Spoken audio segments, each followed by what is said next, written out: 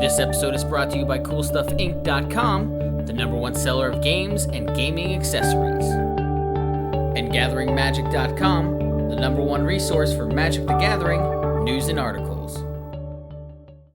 Hi, this is Judd, G.U. Dog all over the internet. This is my tri-corner hat, and this is my Rafiq the Mini, Teddy Roosevelt, and the Rough Riders Things Writing Things theme deck.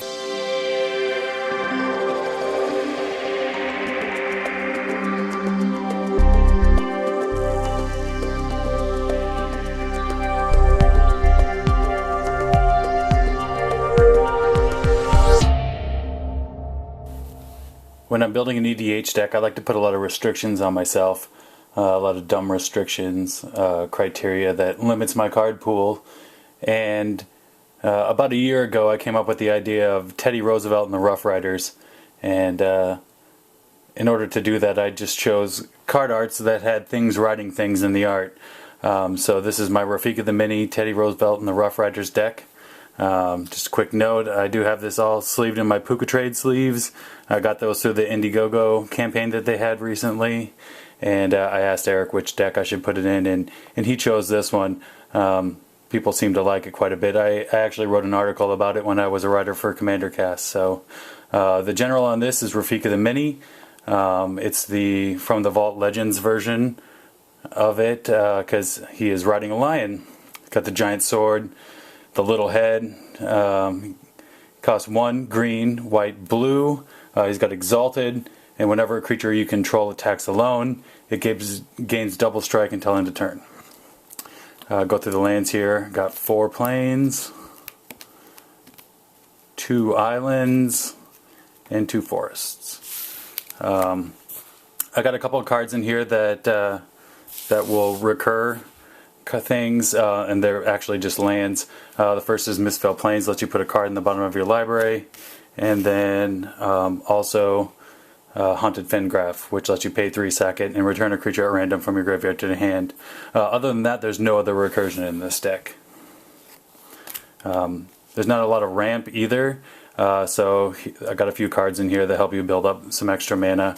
Saltcrusted Steppe, Calciform Pools, Nykthos. Most of the cards in here are white, so Nykthos will usually tap for quite a few white.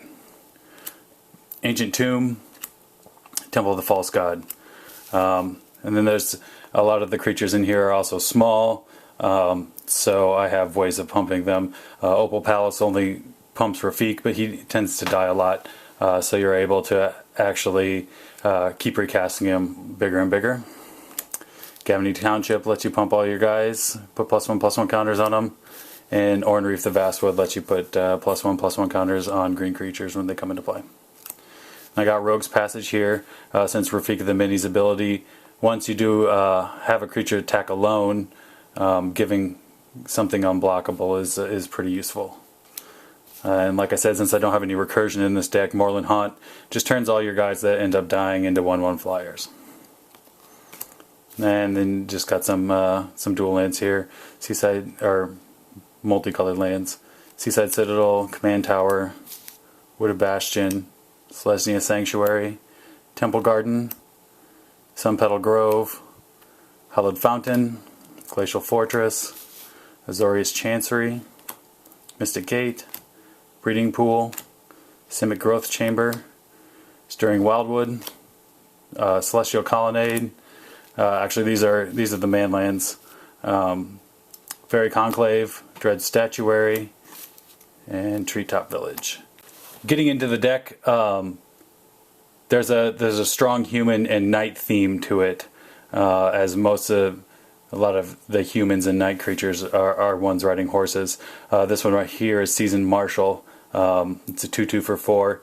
If Seasoned Marshal attacks, you may choose and tap any one creature.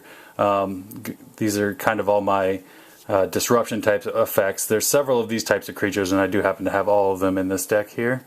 Sidar Jabari, a legend from Mirage. It's got flanking, 2/2 for 4, and if it attacks, you can tap target creature defending player controls. Flanking Troops from P3K. It's a 4-mana 2/2. When flanking troop attacks, you may tap any one creature. 2/2 for 4, Alaborn Cavalier. if Alaborn Cavalier attacks, you may choose and tap any one creature. Gustcloak Cavalier is a 5-mana 2/2 with flanking.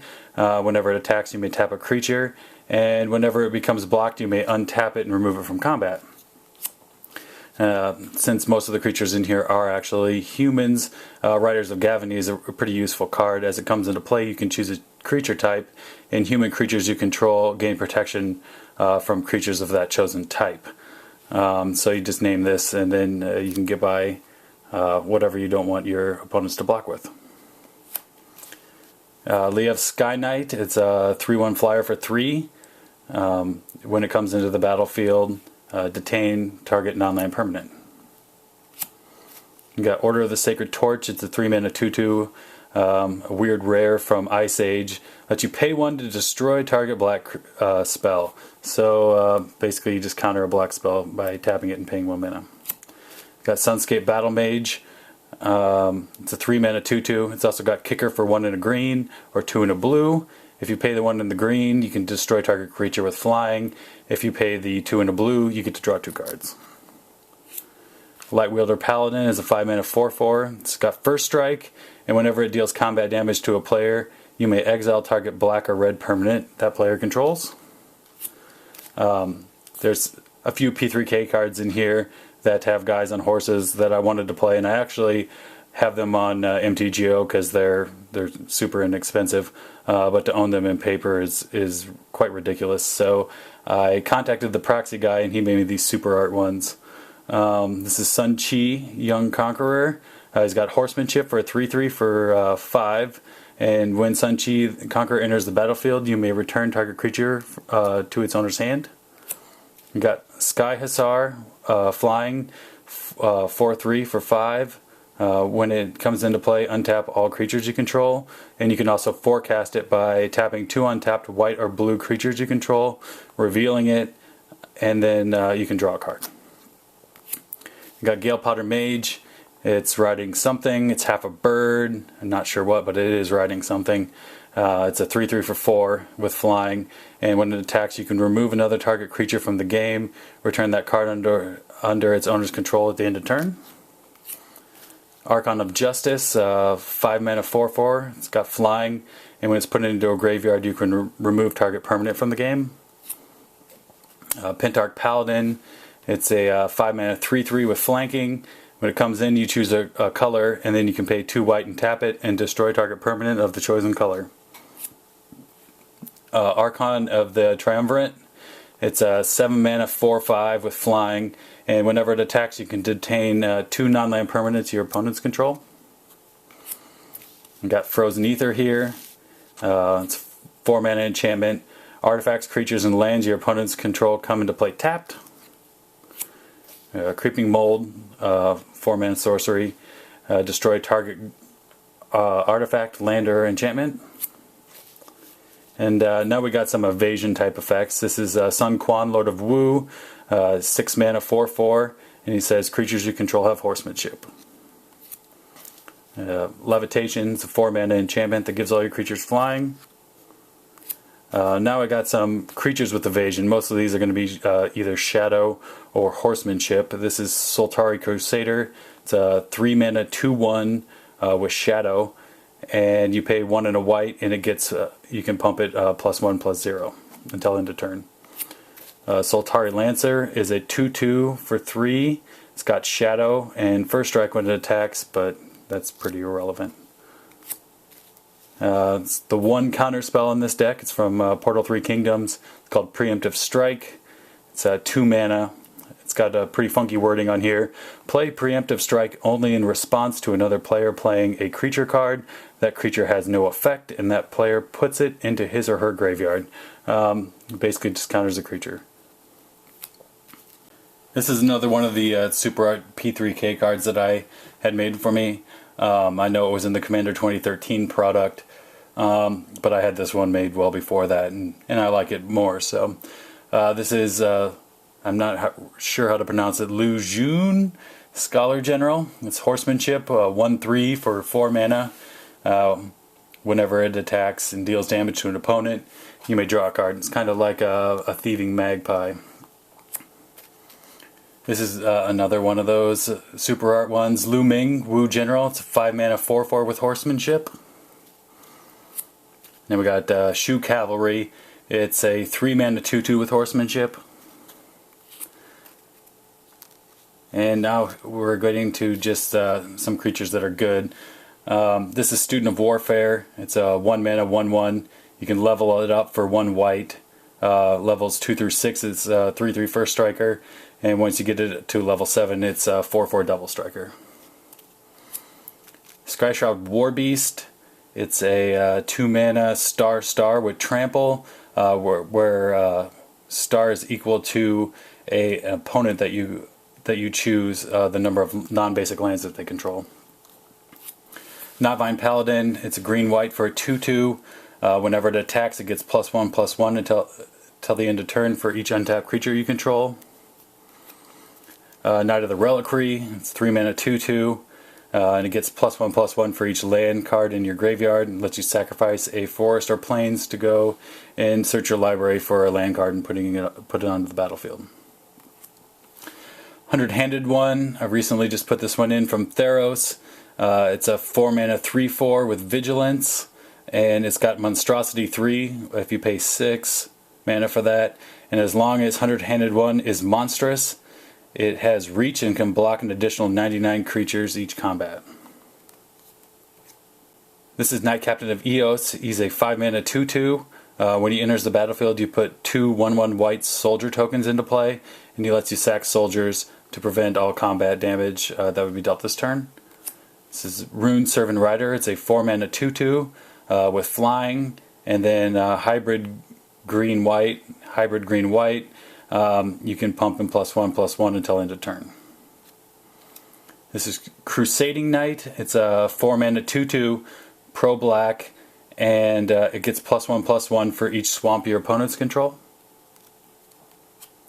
Darien, King of Keldror. It's a 6 mana 3/3, and whenever you're dealt damage, you may put that many 1/1 white soldier tokens into play. Allosaurus Rider. It's a 7 mana 1+*, where star is equal to the number of lands you control, and you can also remove 2 green cards from your hand from the game rather than pay its mana cost. And we're going to go into like the kind of pump effects of the deck. This is Mistveil Cavalier. He's a 4 mana 2/2 that gives all your night creatures double strike. Silverblade Paladin is a 3 mana 2/2 with Soul Bond. When it or another creature enters the battlefield, you can pair them, and both those creatures have double strike. And this is Pathbreaker, where I'm a 6 mana 6/4 with Soul Bond, and when it's paired with something, both creatures get trample. Hero of Bladehold. It's a 4 mana 3/4 with Battle Cry. So when it attacks, all other attacking creatures get +1/+0. And when it does attack, you can put 2 1/1 white soldier tokens onto the battlefield tapped and attacking. Knight Exemplar. It's a 3 mana 2/2 with First Strike, and it gives all your other knight creatures +1/+1 and indestructibility. Kabira Vindicator. It's a 4 mana 2/4. You level it up for 2 and a white. When it's at level 2 to 4, other creatures you control get +1/+1, and it's a 3/6. And once you get it up to level 5, other creatures you control get +2/+2, and it becomes a 4/8. Knight of New Alara. Each other multicolored creature you control gets +1/+1 for each of its colors. Not the most relevant thing in the world, but it actually does pump a few of the creatures, and it does pump Rafiq the Mini. Wiltleaf Liege. 4 mana 4/4. Other green creatures you control get +1/+1. Other white creatures you control get +1/+1. And if a spell your opponent controls causes you to discard it, and you discard this card, you can put it onto the battlefield for free. Tosamir Wolfblood. It's a 6 mana 3/4, and it pumps all your green creatures +1/+1, and all your white creatures +1/+1, and then also makes a legendary 2/2 green and white wolf token named Voja. And Thistledown Liege, 4 mana, 1/3 with flash. White creatures you control get +1/+1. Blue creatures you control get +1/+1. Gaia's Anthem, the green version of Glorious Anthem, 3 mana enchantment. Creatures you control get +1/+1. And Collective Blessing, 6 mana enchantment. Creatures you control get +3/+3. If you look really closely, there's a guy riding a rhino way in the back. Cathar's Crusade, 5 mana enchantment. I'm sure everyone's probably seen this one before, but whenever a creature enters the battlefield under your control, put a +1/+1 counter on each creature you control. And these are just kind of singular type pump effects. This is also a creature, obviously. This is Celestial Archon. It's a 5 mana 4/4. It's got Bestow for 7. It's a flying first strike creature, and then when you cast it, when you bestow it, the enchanted creature gets +4/+4, has flying and first strike.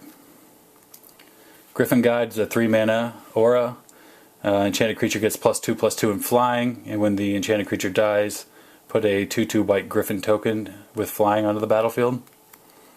Drake Umbra is a 5 mana aura with totem armor, and enchanted creature gets +3/+3 in flying. Armored Ascension, a 4 mana aura. Enchanted creature gets +1/+1 for each planes you control and has flying.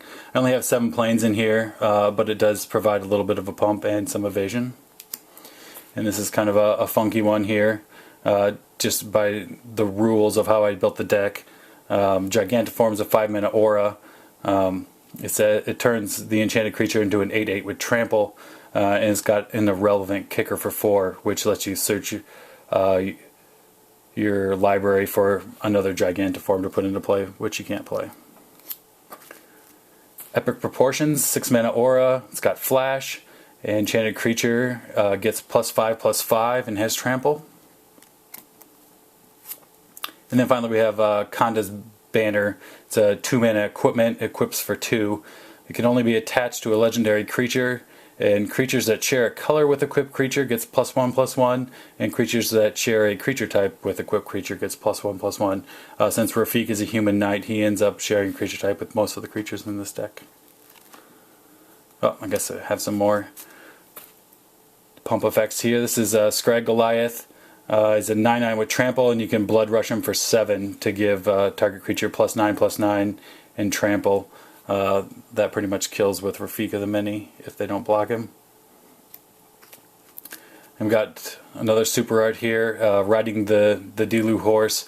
Target creature gets +2/+2 and gains horsemanship. It doesn't say until end of turn, so it keeps those abilities. It's a 3 mana sorcery. We have a couple steel effects. Volition Reigns is a 6 mana aura. Enchant permanent. When Volition Reigns enters the battlefield, if enchanted permanent is tapped, untap it, and you control enchanted permanent. Mind Control, it's a 5 mana aura. You control enchanted creature. And then just a couple other random effects. Illusionist Gambit from Commander 2013, 4 mana instant. You cast it only during the declare blocker step on an opponent's turn.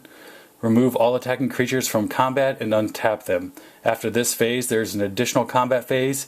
Each of those creatures attacks that combat if able. They can't attack you or a planeswalker you control that combat. So it's kind of a weird little fog that forces your opponent to attack somebody else. And then lastly we have Capture of Jingzhou. It's a 5 mana sorcery that says take an extra turn after this one. Thanks for watching CMDR Decks. Please subscribe and favorite.